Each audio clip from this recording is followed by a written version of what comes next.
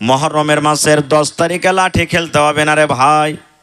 দেখবেন আপনাদের এলাকাতে যখন লাঠি খেলতে গ্রামে আপনার চলে আসবে, তাদের হাতেও বড় বড় ঝান্ডা থাকবে, ফাররা থাকবে, তাজিয়া থাকবে, থাকে কি থাকে না? আপনার বাড়িতে চলে যাবে, আপনি দোকানে বসে আছেন, দোকানে চলে যাবে, একটুখানি লাঠি খেলাবে, ঢোল বাজাবে, আর আপনার বাড়ি থেকে চাল গম টাকার চান্দা নিবে মানুষেরা। লাইকি লাই না? চান্দা লাই। গ্রামে কোনোদিন ঢোল খেলাতে এসছে দেখবেন চান্দা নিবে, 5 টাকা, 10 টাকা, 100 টাকা, 50 টাকা, 1 পোয়া 1 কিলো চাল দিবে। মা খালারা নেকি মনে করে তাও দিবে চাল গালা। এ আমার মায়েরা, খালারা, ভাইয়েরা শুনেলেন, লাঠি খেলিয়ে চান্দা দেওয়া হারাম রে ভাই। লাঠি খেলাটা মুহররমের সময়তে হারাম, ঢোল বাজাটা হলো হারাম। এই মতো মুসলমান নেকি মনে করে যদি আপনি 10 টাকা, 20 টাকা, 5 টাকা, 1 টাকা চাল যদি আপনি দিয়ে দিলেন তারাকে, তাদের সাথে গুনাহতে আপনি শরীক হয়ে গেলেন। ওরা লাঠি খেলে যা গুনাহ কামালো, ওরা লাঠি খেলে যা গুনাহ করলো, আপনি তাদেরকে জায়গা দিলেন গলিতে খেলার, এবং তারাকে যে সাহায্য করলেন চাল দিয়ে, গম দিয়ে, টাকা দিয়ে, ওরা লাঠি খেলিয়ে ঢোল বাজিয়ে যা গুনাহ হবে, আপনার খাতাতে আল্লাহ তাবারাক ওয়া তাআলা অতক্ষণে গুনাহ লিখবেন। এই জন্য মুসলমান খবরদার, খবরদার, কোনো লাঠি ঢোল বাজানেওয়ালাকে গ্রামে জায়গা দিতে হবে না, তাদেরকে গোলতে কিন্তু খেলার পারমিশন দিতে হবে না। শরীয়তে নাই এগুলা কিছু, শরীয়তে কিছুই নেই। বলবেন মাওলানা কি আছে? রোজা আছে, রোজা আছে। কয়টা রোজা আছে? আল্লাহ রাসূল বলেছেন, চাঁদের 9 তারিখে তুমি একটা রোজা রাখো, এবং চাঁদের 10 তারিখে তুমি একটা রোজা রাখো। চাঁদের 9 তারিখে একটা রোজা রাখতে হবে, চাঁদের 10 তারিখে একটা রোজা রাখতে হবে। আল্লাহর রাসূল বলেছেন, উম্মত ছোট হোক রোজা রাখবে, বড় হোক রোজা রাখবে, বেটা ছেলে বেটি ছেলে সবাই রোজা কোটা রাখবে, নর নারী যত আছে সবাই রোজা রাখবে। আল্লাহর নবীর জামানাতে মুহররমের রোজা ছোট ছোট বাচ্চা 8 বছর, 9 বছর, 10 বছর, 7 বছর এই মতো বাচ্চারা পর্যন্ত মুহররমের রোজা রেখেছে। এবার যখন বেলা 2টা 3টা হয়ে গেল, 4টা হয়ে গেল, বাচ্চারাকে যখন ভোক লেগেছে, মানুষ রোজা রাখতে গেলে তো সারাদিন খাইতে পাবে না, যখন 3টে 4টে বেলা বাজত, ওই বাচ্চাগুলা খাওয়ার জন্য মাকে বলতো, মাকে আর থামতে পারি না গে মা, মা তুই খাজা দে, মাকে আমাকে ক্ষুধা লেগেছে গে মা, মা খাজা দে। আল্লাহর নবী বলেছেন, তখনকার জামানাতে মহিলারা কি করত? নিজের বাচ্চারাকে সান্ত্বনা দিত, এই বেটারে আর 1 ঘন্টা রে বেটা, এই বেটা আর 1/2 ঘন্টা, এই দেখো সূর্য ডুবতে যাবে, তুমি এখন খেতে পাবে, এই যে দেখো তোমার জন্য আমি ইফতারি রেডি করছি। কিংবা এই যে খেলনা হয় বাড়িতে, যে আমার ছোট ছোট বহিনেরা দেখবেন খেলনা খেলায়, ওই খেলনাগুলা বাচ্চাদের হাতে থামিয়ে দেওয়া হইতো, আর তাদেরকে বলতো তোমরা খেলাও খেলাও, আর 1/2 ঘন্টা 1 ঘন্টা বাদ সূর্য ডুবে যাবে, তখন তোমরা খেতে পাবে। নারে তাকবীর। দেখবেন যারা লাঠি খেলছে, মদ পান করে, নাশা পান করে, নাশার হালাতে থাকছে, সেই 2 দিন 3 দিন ওরা 2 দিন 3 দিন মদ পান করে থাকছে, নাশার হালাতে থাকছে। সুবহানাল্লাহ। এ ভাই মুসলমান, আল্লাহর রাসূল বলেছেন 9 তারিখ 10 তারিখে তুমি রোজা করো, রোজা আছে শরীয়তে, লাঠি খেলা নেই। কিন্তু উল্টা আমরা কাজ করছি, উল্টা কাজ করছি আমরা। বলবেন মাওলানা রোজা করে কি লাভ আছে? আল্লাহ রাসূল বলেছেন, আল্লাহ তাবারাক ওয়া তাআলার কাছে সব থেকে আফজাল রোজা হলো ফরজ রোজা, যেটা রমজান মাসে রোজা রাখে। আল্লাহ রাসূল বলেছেন, উম্মত ফরজ রোজা পর যদি আল্লাহর কাছে কোনো রোজা পেয়ারা আছে, ফরজ রোজার পরে যদি আল্লাহর কাছে কোনো রোজার দাম আছে, সেটা হলো মুহররম মাসের 2টা রোজা। এই মুহররম মাসের রোজার আল্লাহর কাছে খুবই দাম। কি দাম? আল্লাহ রাসূল বলেছেন, যদি কোনো মা, যদি কোনো খালা, যদি কোনো ভাই, যদি কোনো মামা, যদি কোনো কাকা এই মুহররমের মাসের 2টা রোজা করে মুসলমান, আল্লাহ তাবারাক ওয়া তাআলা এই রোজার ফজিলতের বদলাতে, রোজা রাখার কারণে তার জীবনের 1 বছরকার পিছেকার গুনাহ আল্লাহ মাফ করে দেবেন। এই যে 1 বছর আপনার পিছে চলে গেল, এই 1 বছরে যত আপনার দ্বারাতে ভুল হয়েছে, যত আপনার দ্বারাতে গুনাহ হয়েছে, যত সাগিরা ছোট ছোট গুনাহ আছে, এই দুটা রোজার কারণে আল্লাহ রাব্বুল আমিন 1 বছরকার গুনাহকে আল্লাহ আপনার মাফ করে দিবেন। এতখানি নেকি, 1 বছরকার গুনাহ আল্লাহ আপনার মাফ করে দিবে। আর শুধু এটা নয় যে মুসলমানেরাই রোজা রাখত, আল্লাহর নবী যখন হিজরত করে মদিনে চলে গেলেন, দেখছে মদিনার লোকেরা এই মুহররমের 10 তারিখের দিন রোজা করে আছে। নবীর দেখেন মদিনাতে যাওয়ার আগে সুবহানাল্লাহ কারা রোজা করে আছে? মদিনার ইহুদিরা রোজা করে আছে, ওরা মুসলমান হয়নি, ইহুদিরা রোজা করে আছে। আল্লাহ রাসূল বললেন যে গো কেমন তোমরা রোজা করে আছো আজ? তখন ওরা বললেন, ও মুহাম্মদ, আজ মুহররমের 10 তারিখে আমরা রোজা করে আছি এই জন্য যেদিন আল্লাহ তাবারাক ওয়া তাআলা মুসা নবীকে ফেরাউনের হাত থেকে আল্লাহ যেদিন বাঁচিয়ে নিয়েছিলেন। মুসা নবী নীল দরিয়া পার করে চলে গেলেন, মুসা নবী নদী পার করে চলে গেলেন, আর ফেরাউন এবং তার লস্করকে সমুদ্রে নদীতে আল্লাহ হালাক করে দিয়েছিলেন, বরবাদ করে দিয়েছিলেন, ডুবিয়ে দিয়েছিলেন। আল্লাহ তাবারাক ওয়া তাআলা মুসা নবীকে বাঁচিয়ে নিয়েছিলেন, তার খুশিতে শুকরানাতে আমরা রোজাটা করি। এই জন্য আমরা খুশি হয়ে শুকরানাতে আজকে রোজাটা রেখেছি। আল্লাহ রসুল তখন বললেন, ও আল্লাহর বান্দারা তোমরা শোনো রে, যখন তোমরা একটা নবীর ইয়াদগারের জন্য শুকরানার জন্য যদি তোমরা রোজাটা করতে পারো, তাহলে আমি নবীরা ভাই হয়, আমি বেশি রোজাটা রাখা পছন্দ করি। এই জন্য এই মুহররমের মাসের আমিও রোজা রাখবো,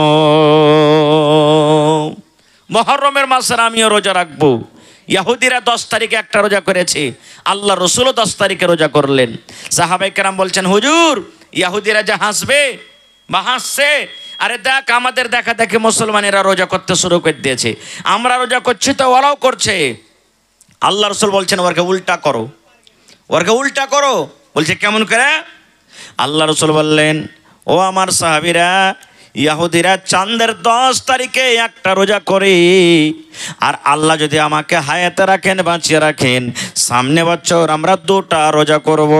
ইহুদিরা চাঁদের 10 তারিখে একটা রোজা করে, আর আমরা চাঁদের 9 তারিখে একটা রোজা রাখবো, আর চাঁদের 10 তারিখে একটা রোজা রাখবো। ওরাই একটা রোজা করে, আমরা 2টা করব, তাহলে ওদের উল্টা হয়ে গেল, ওদের উল্টা হয়ে গেল। তাহলে ইহুদিরা তো ভাই লাঠি খেলেনি ওই জামানাতে। সুবহানাল্লাহ, লাঠি কেন খেলে জানেন? আল্লাহর নবীর নাতি হযরত হুসাইন রাদিয়াল্লাহু তাআলা আনহুকে কারবালার মাঠে শহীদ করা দেয়া হয়েছিল। এই জন্য ইয়া হুসাইন ইয়া হুসাইন ইয়া হুসাইন ইয়া হুসাইন বলে শহীদ করে দেওয়া হয়েছিল তাকে। কিন্তু ভাই হযরত হুসাইনের আব্বা হযরত আলী রাদিয়াল্লাহু তাআলা আনহুকে তো শহীদ করা হয়েছিল। হযরত হুসাইনের আব্বা নবীজির জামাই হযরত আলী রাদিয়াল্লাহু তাআলা আনহুকে শহীদ করা দেওয়া হয়েছিল। কই তার নামে আমরা ইয়া আলী কই আমরা করছি, তার নামে তাজিয়া বানাচ্ছি। হযরত ওমর রাদিয়াল্লাহু তাআলা আনহু ফজরের নামাজ পড়ছেন, আর সুবহানাল্লাহ এক গোলাম এসে যেমনই আল্লাহু আকবার বলে হযরত ওমর এই বুকের উপরে হাত বেঁধেছেন, চাদরের তলে ছড়া ছিল, দিলে পেটে হযরত ওমর ফারুকের ছোড়া ভরে ফজরের নামাজের সময়। হযরত ওমর বেহুশে পড়ে গেলেন। একজন সাহাবী আগে বাড়লেন, তাড়াতাড়ি করে ছোট ছোট সূরা পড়ে নামাজ শেষ করলেন। এত বেহুশ হয়ে গেলেন যে পেটের উপরে ছড়া জেলে গেছে, পেট থেকে যত রক্ত লাড়ি ভুঁড়ি সব মনে হয় বাড়ি হয়ে গেল, এত বড় জখম। এখনকার মতন তো বড় বড় ডাক্তার ছিল না। আরে চল তাড়াতাড়ি করে পূর্ণিয়া মেডিকেল কলেজ নিয়ে চল, কাঠিয়ার মেডিকেল নিয়ে চল, পাটনা নিয়ে চল, শিলিগুড়ি নিয়ে চল, এরকম বড় বড় ডাক্তার ছিল না। একজন সাহাবী বলছেন, আরে দুধ দাও, সব তো গা থেকে রক্ত বহে গেল, দুধ দাও, ওমর ফারুককে দুধ দাও। ওরে সুবহানাল্লাহ, এত বড় জখম রে মুসলমান, এত বড় পেটে জখম হয়েছে, মুখ দিয়ে দুধ দেয়, আর যে জায়গাতে জখম লেগেছে দুধ হয়ে কিন্তু বের হয়ে যায়। এত বড় জখম, মুখ দিয়ে দুধ দিচ্ছে আর পেট দিয়ে দুধ বার হচ্ছে। চারিদিকে খবর উড়ে গেল, আরে মুসলমানের রাজাকে মার্ডার করে দেওয়া হয়েছে, আমিরুল মুমিনিন ওমর ফারুককে মার্ডার করে দেওয়া হয়েছে, তার পেটে ছোরা ভরে দেওয়া হয়েছে। সব মানুষ দেখতে আসছে। এক যুবক, এক নওজওয়ান, উনিও কিন্তু হযরত ওমর ফারুককে দেখতে এসেছেন। দেখাশোনা করার পর ও বাড়ির দিকে রওনা হয়েছে। বাড়ির দিকে যেমন হাঁটতে শুরু করেছে, ধরেন ওই খুঁটি পর্যন্ত গেছে, আর হযরত ওমর ফারুক ওই যুবককে বলছেন, দেখেন ছুরি লেগে আছে, কথা বলতে পারে না জোরে, আল্লাহুস সামাদ, মত সামনে, এরকম হালাত ওই যুবককে ডাকতে বলছেন, রে আল্লাহর বান্দা, ও আল্লাহর বান্দা যুবক, তুমি এখানে এসো। যুবক রে, তুমি এখানে এসো, তোমাকে একটা আমি কথা বলবো। ওই যুবক যখন সামনে এসে হাজির হয়ে গেল, হযরত ওমর বলছেন, আল্লাহর বান্দা, তুমি ওমরকে দেখতে এসেছো। আমার মতো ওমর যদি মরে যায়, দিনের কোনো ক্ষতি হবে না রে, নোকসান হবে না। কিন্তু নবীর যদি একটা কথা না মানা হয়, নবীর যদি একটা কথার যদি ইনকার করা হয়, তাহলে দিনের অনেক ক্ষতি হয়ে যাবে। সুবহানাল্লাহ। ছোরা লেগে গেছে পেটে, এরকম হালত বলছেন, যুবক রে, উমারকে তুমি দেখতে এসেছো, আমি উমার যদি মরে যাই দিনের কোনো ক্ষতি হবে না, কিন্তু যদি নবীর একটা কথা না মানো অনেক ক্ষতি হয়ে যাবে। তখন সেই যুবক বলছেন, আমিরুল মুমিনিন, কেমন কথা বলছেন, আমি কি ভুল করেছি, আপনি আমাকে ভালো করে খুলে বলেন। হযরত ওমর রাদিয়াল্লাহু তাআলা আনহু তখন ওই যুবককে বলছেন, রে যুবক, এই আল্লাহর বান্দা, তোমার লুঙ্গিটার দিকে দেখো। আল্লাহর নবী বলেছেন, পুরুষরা যখন লুঙ্গি পিনবে, পুরুষরা যখন পায়জামা পিনবে, পুরুষরা যখন কাপড় পিনবে, পুরুষরা যখন প্যান্ট পরবে, তখন যেন তাদের টাকনাটা যেন উদাম হয়ে থাকে, টাকনাটা ঢেকে যেন কাপড় না পিনবে, টাকনা থেকে ওপরে যেন ফুল প্যান্ট থাকে, পায়জামা থাকে, লুঙ্গি থাকে, প্যান্ট থাকে। আল্লাহর নবী বলেছেন, যদি কোনো আল্লাহর বান্দা টাকনা থেকে নিচে লুঙ্গি পায়জামা প্যান্ট পরে, ওই জায়গাটা জাহান্নামের আগুনে জ্বলবে, জাহান্নামের আগুনে পড়বে।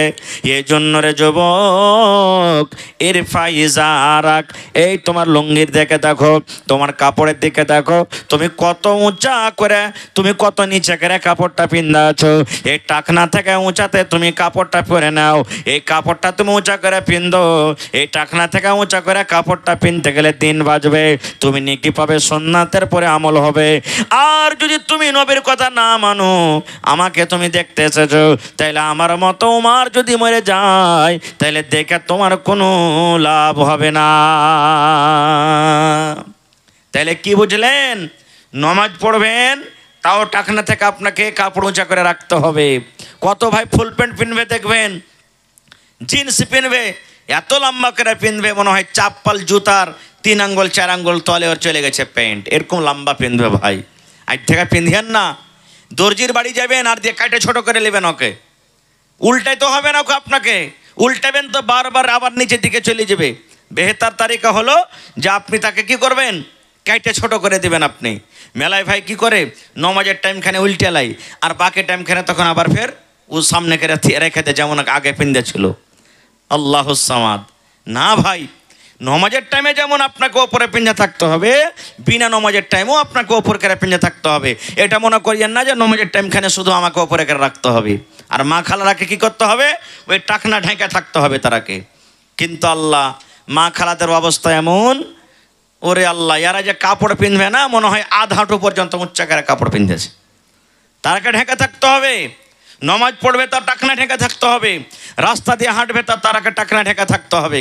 আল্লাহ রসুল বলেছেন, আল্লাহ তাবারাক ওয়া তাআলা বলেন, একটা মহিলার মাথার চাঁদি থেকে নিয়ে পাঁর তেলা পর্যন্ত হলো পর্দা, ঢেকে থাকার জিনিস, তারাকে ঢেকে থাকতে হবে।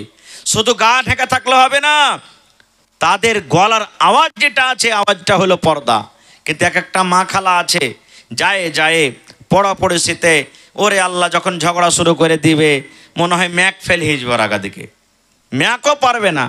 ছেলে পিলাকে যখন মারবে, লাঠিলে তাড়তে শুরু করবে, ছেলেটা দৌড়িয়ে মাগে করে চলে যাবে, আর পিছে থেকে করে, আরে গোলামের বেটা গোলাম, মররে বেটা মর, ওই চোখে সারা সানা করে খাবো তো খাইনে তুই।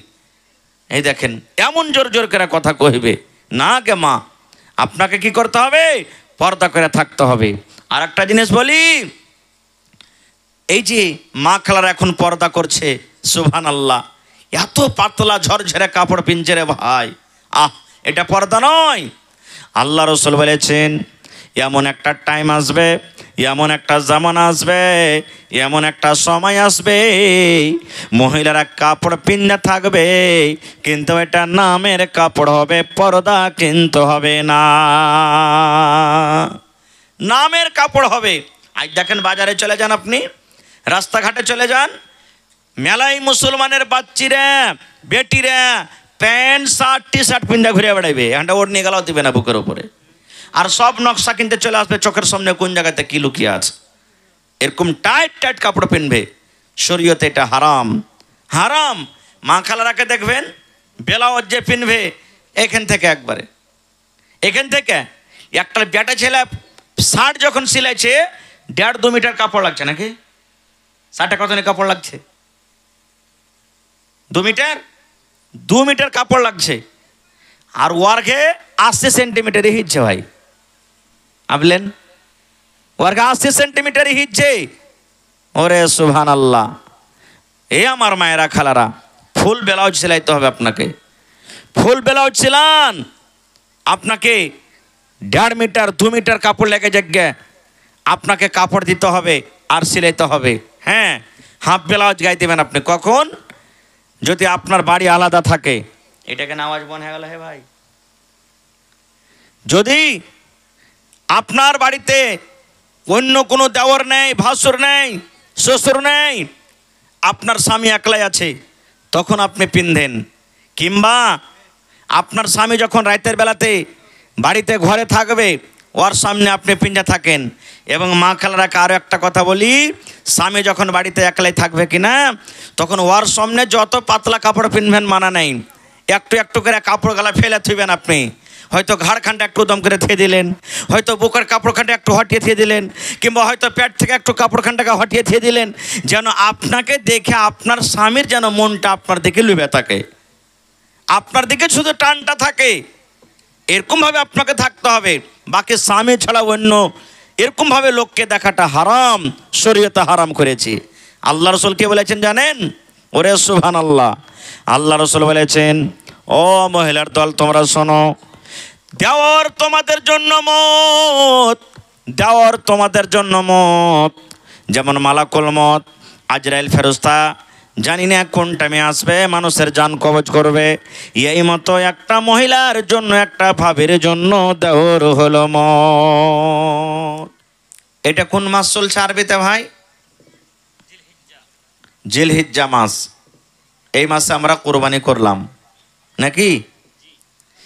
এরপরে একটা মাস আসবে মুহররমুল হারাম, মুহররমের মাস আসবে এরপরে, যেই মাসে লাঠি খেলবো নাকি? জোরে বলেন, লাঠি খেলছেন নাকি আপনারা? ঢোল বাজাইছেন? হ্যাঁ না বলেন ভাই, যদি বাজান তো হ্যাঁ বাজাচ্ছি। এই গ্রামে বাজে না নাকি? মাশাআল্লাহ, আলহামদুলিল্লাহ। ভাই মেলায় মানুষ বলে যে মুসলমানের শান হলো ঢোল বাজা লাঠি খেলা, লাঠি খেলবো তো দেশকে হিলিয়ে দেবো একবারে। মেলায় মানুষ বলে যাবে হিন্দুস্তানে বাস করছি, লাঠি না খেললে ডরাইবে নাকি সব? এই দেখেন, দুদিন একদিন লাঠি খেলিয়ে ঢোল বাজিয়ে একবারে দুনিয়ার মানুষকে ডর করে দিবে ভিতরে একবারে। এগুলা ভুল কথা, এগুলা ভুল। শরীয়তে লাঠি খেলা নেই, লাঠি খেলেন মারা নাই, এখন লাঠি খেলেন, লাঠি খেলা শিখেন। শরীয়তে কোনোদিনই খেল তামাশা যেগুলা জায়েজ আছে নিষেধ করেননি। আপনি লাঠি খেলা শিখেন, এখন শিখেন, মানে নেই। কিন্তু ওই 2 দিন 3 দিন খেলবেন আর শুধু মুহররমের সময়তে নেকি মনে করে খেলবেন, এটা হলো গুনার কাজ, এটা হলো পাপের কাজ। লাঠি খেলা ঢোল বাজা শরীয়তে নাই। কেন? আল্লাহ রাসূল বলেছেন, রে আমার উম্মতের দল, তোমরা কান করে শুনে নাও, ইন্নাল্লাহা হাররামা আলাইকুমুল খামরা। আল্লাহর নবী বলেছেন, ইন্নাল্লাহা হাররামা আলাইকুমুল খামরা। হে দুনিয়ার মানুষ তোমরা শুনে নাও, আল্লাহ রাব্বুল আলামিন তোমাদের প্রতি মদ পান করা আল্লাহ হারাম করে দিয়েছেন, মদ পান করা হারাম। ওয়াল মাইসেরা, জুয়া খেলাকে আল্লাহ রাব্বুল আলামিন হারাম করে দিয়েছেন। ওয়াল কুবাতা, আল্লাহ ঢোলের বাজাকে আল্লাহ রাব্বুল আলামিন হারাম করে দিয়েছেন, ঢোলের বাজনাকে আল্লাহ হারাম করে দিয়েছেন। ওয়া কুল্লু মুস্কিরিন হারাম, এবং যত প্রকারের নাশা জিনিস আছে, যে জিনিসে নাশা লেগে যাবে, সমস্ত নাশা জিনিসকে আল্লাহ তাবারাক ওয়া তাআলা হারাম করে দিয়েছেন।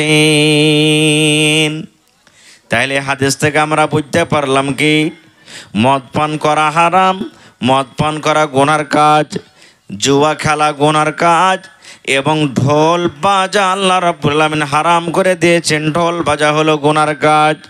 4 নম্বরে নবী বলেছেন, উম্মত যত প্রকারের নাশাওয়ালি জিনিস আছে, যে জিনিসটা খেতে গেলে মানুষকে নাশা লেগে যাবে, মানুষের জ্ঞান বুদ্ধি হারিয়ে যাবে, ওই সমস্ত জিনিসকে আল্লাহ রাব্বুল আলামিন হারাম করে দিয়েছেন। এই হাদিসটাতে একটা পয়েন্ট আছে কি, ওয়াল কুবাতা, ঢোলের বাজনকে আল্লাহ তাবারাক ওয়া তাআলা হারাম করে দিয়েছেন। তাহলে বোঝা গেল যে ঢোল মানে শুধু গান বাজনা ঢোল নয়, ঢোল বলতে এই মুহররমের ঢোল কিন্তু তায়াতে চলে আসবে। আল্লাহর নবী একদিন রাস্তা দিয়ে হেঁটে চলে গেছেন, আল্লাহর নবীর সাথে একটা গোলাম আছে, রাস্তা দিয়ে হাঁটছেন, হাঁটতে হাঁটতে হাঁটতে হঠাৎ করে ঢোলের আওয়াজ নবীর কানে আসতে শুরু হয়ে গেল। কোনো জায়গাতে বাজছে, বাজনা বাজছে, ঢোল বাজছে, কানে আসতে শুরু হয়ে গেল। নবীজি আমার কানের ভিতরে 2টা লোক দিয়ে দিলেন, লোক দিয়ে দিলেন যেন আওয়াজটা কানের ভিতরে না আসে। ওখান থেকে নবীজি তাড়াতাড়ি হাঁটতে লাগলেন, জোর জোর পায়ে হাঁটতে লাগলেন। হাঁটতে হাঁটতে হাঁটতে কিছু দূর যাওয়ার পর নবীজি গোলামকে বলছে, ও আল্লাহর বান্দা, এখন দেখো তো ঢোলের আওয়াজটাকে তুমি শুনতে পাও, এখন ঢোলের আওয়াজ কি তোমার কানে আসছে? সেই গোলাম বলছেন, ইয়া রাসূলুল্লাহ, এখন কিন্তু আর ঢোলের আওয়াজ আসে না, ঢোলের আওয়াজ আমরা শুনতে পাই না। আল্লাহর নবী তখন কান থেকে 2টা লোককে হটিয়ে দিলেন। তাইলে বোঝা গেল মুসলমান, যেই নবী আমাদেরকে দিন দিয়েছেন, যে নবীর দোয়ার আমরা কোরআন পেয়েছি, যে নবীর দোয়ার আমরা দিন শিখেছি, দিন পেয়েছি, সেই নবী যদি ঢোলের আওয়াজ পর্যন্ত নিজের কানে না শুনেন, তাহলে আজকে আমরা রাত দিন ঢোলের আওয়াজ আমরা কানের ভিতরে শুনি। এই ছোট ছোট ইয়ারফোন কানের ভিতরে লাগিয়ে দিই, আর লাগিয়ে দেওয়ার পর আস্তে আস্তে করে গান বাজনা আমরা শুনি। আমরা নবীর উম্মত হয়ে এত বড় পাপ করি, এত বড় গুনাহ করি, এই জিনিসটা শরীয়তে কেমন করে হালাল হয়ে গেল? কেমন করে হালাল হয়ে গেল? এই যে দেখেন আজকে জালসাতে কত বড় বড় ড্যাক বাজছে মুসলমানের বিহাতে, ভাই আল্লাহুস সামাদ বড় বড় ড্যাক বাজতে এখন শুরু করেছে, বাজে না? মুসলমানের বিহাতে ড্যাক বাজছে যে ভাই, লাগে না ওইটা যেটা মুসলমানের বিহা কেউ অমুসলমানের বিহা, বুঝাই যায় না। কত বিহাতে দেখবেন ছোকরা দিদিকে তাহলে আসছে লাচ করাইতে, জি বেটা ছেলে বেটি ছেলে সারা রাত রাত লাচছে, গান গাইছে, ডান্স করছে, কত বিহাতে দেখবেন আপনি। কেমন করে এটা আমরাও জানবো যে এটা মুসলমানের বিয়ে, এটা অমুসলমানের বিয়ে, কোনো রকমের পার্থক্য নেই। ভাই খারজা হোক, আল্লাহ তাবারাক ওয়া তাআলা ঢোলের বাজনকে আল্লাহ তাবারাক ওয়া তাআলা হারাম করে দিয়েছেন। ভাই মুসলমান, এই যে সামনে মুহররমের মাস আসছে, এই মাসটার খুবই ফজিলত, খুবই ফজিলত। কেমন ফজিলত? আল্লাহর নবী বলেছেন 12 মাসে 1 বছর হয়, 12 মাসে 1 বছর হয় রে বন্ধু, কিন্তু 12 মাসের মধ্যে 10টা করে দিন, 3 মাসের 10টা করে 10টা করে 10টা করে দিন এমন আছে আল্লাহ রাব্বুল আলামিনের কাছে, ওই 10 করে 3 10-এর আল্লাহর কাছে অনেক ফজিলত। কোন কোন 10 দিন? এই যে এখন কোরবানির 10 দিন চলে গেল, চাঁদ ওঠা থেকে নিয়ে কোরবানি করার পর্যন্ত 10টা দিনের আল্লাহর কাছে ফজিলত। সামনে যে মুহররমের মাস আসছে, চাঁদ ওঠা থেকে নিয়ে চাঁদের 10 তারিখ পর্যন্ত আল্লাহ রাব্বুল আলামিনের কাছে অনেক ফজিলত। আর একটা ফজিলত হলো রমজান মাসে 20টা রোজা যখন পার করে যায়, 21টা রোজা যখন চালু হয়ে গেল, 21 রোজা থেকে নিয়ে 30 রোজা পর্যন্ত এই 10টা দিনের আল্লাহ রাব্বুল আলামিনের কাছে অনেক ফজিলত, অনেক ফজিলত। আর একটা কথা বলে দিই, ইংরেজি মাসে নতুন বছরের মাস কোন মাস থেকে চালু হয়? নতুন সালের কোন মাস থেকে চালু হয়? মার্চ না এপ্রিল থেকে? কোন মাসে ভাই? কথা বলেন, একটু কথা বলেন। জানুয়ারি মাস থেকে। আর ওই 1 তারিখে আমরা খুব মুরগা মেরে মেরে খাই, নাকি? মুরগা মেরে খাই যে ভাই, সুবহানাল্লাহ। জানুয়ারি মাসের 1 তারিখে মুরগি জবাই করে খাওয়া হারাম, ডিম জবাই করে খাওয়া হারাম, কয়তর জবাই করে খাওয়া হারাম। আপনার যদি উদ্দেশ্য থাকে, নিয়ত থাকে, আল্লাহ আজ হলো 1 তারিখ, 1 তারিখে যদি আমি ভালো মন্দ খেয়ে নি, তাহলে গোটা বছর আমার দিনটা ভালো যাবে, গোটা বছর আমি সুখে থাকবো, গোটা বছর আমি দুধ ভাত খেয়ে খেয়ে দিন কাটাবো। এই নিয়তে যদি কোনো ভাই 1 তারিখে যদি এরকমভাবে মুরগা জবাই করে খায়, এটা শরীয়তের নিগাতে হারাম, এগুলা খাওয়া চলবে না রে মুসলমান। জানুয়ারি মাস থেকে যেমন বছরের নতুন সাল শুরু হয়ে যায়, এই মতো মুহররমুল মাহারাম, এই যে এই চাঁদ পরে সামনে যেটা চাঁদ উঠবে, এটা হলো মুহররমের চাঁদ। ওই চাঁদ থেকে ইসলামী তারিখ, ইসলামী সাল যেটা আছে, এই ইসলামী তারিখ কিন্তু মুহররম থেকে শুরু হয়ে যায়। কয়টা লোক জানি? কয়টা লোক আমরা জানি? যতটি লোক এখানে বসে আছেন, যদি আমি বলি ভাই ইংরেজিতে মাসগুলোর নাম বলেন, তো পটপট করে বলে দিবেন, জানুয়ারি, ফেব্রুয়ারি, মার্চ, এপ্রিল, অমুক অমুক অমুক বলে দিবে। কিন্তু যদি বলি যে ভাই রে আরবি মাসগুলোর নাম বলেন, তো আমরা বলতে পারবো না। কোন এ ভাই শোনেন, আরবি মাসের যেগুলোর নাম আছে মুহররম, সফর, রবিউল আউয়াল, রবিউল আখির, এই নামগুলা কে রেখেছেন? আরবি মাসের নামগুলা কে রেখেছেন? এটা আমি রাখিনি, এটা আপনি রাখেননি। আল্লাহ তাবারাক ওয়া তাআলা নিজে আরবি মাসগুলার নাম রেখেছেন। কখন থেকে মাস রেখেছেন? কখন থেকে আল্লাহ তাবারাক ওয়া তাআলা নাম দিয়েছেন? আল্লাহ তাবারাক ওয়া তাআলা কোরআনে বলেন, ও দুনিয়ার মানুষ তোমরা শুনে নাও, যখন তে আল্লাহ রাব্বুল আমিন আসমান পয়দা করেছেন, জমিনকে আল্লাহ পয়দা করেছেন, সূর্য চাঁদকে আল্লাহ তাবারাক ওয়া তাআলা পয়দা করেছেন, তখন থেকে আল্লাহ তাবারাক ওয়া তাআলা, এ ভাই মুসলমান, এই আরবি মাসের আল্লাহ তাবারাক ওয়া তাআলা নাম দিয়ে দিয়েছেন। যখন থেকে আসমান জমিন সূর্যকে আল্লাহ সৃষ্টি করেছেন, তখন থেকে আল্লাহ তাবারাক ওয়া তাআলা এই আরবি মাসের নিজে নাম রেখে দিয়েছেন। হায় রে আফসোস, হতভাগা মুসলমান, দুনিয়ার যেটা নাম দেওয়া সেটা আমরা জানি, সেটা মুখস্থ আছে, কিন্তু আজকে আরবির যেটা নাম আল্লাহ তাবারাক ওয়া তাআলা দিয়েছেন, সে নাম আমরা জানি না।